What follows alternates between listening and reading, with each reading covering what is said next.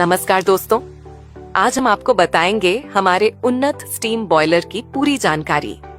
इस बॉयलर में बार बार पानी चढ़ाने की जरूरत नहीं पड़ती, क्योंकि पानी फिटिंग के दौरान ही भरा जाता है, जो पूरे 5 से 6 साल तक चलता है। इसमें फ्लोराइड या नमक जमने की भी कोई समस्या नहीं होती। आप इस बॉयलर को लकड़ी, गैस या टूड़ी की गिट्टी से चला सकते हैं। ये बॉयलर हर उद्योग में लगाया जा सकता है, जहां हीट और स्टीम की आवश्यकता होती है।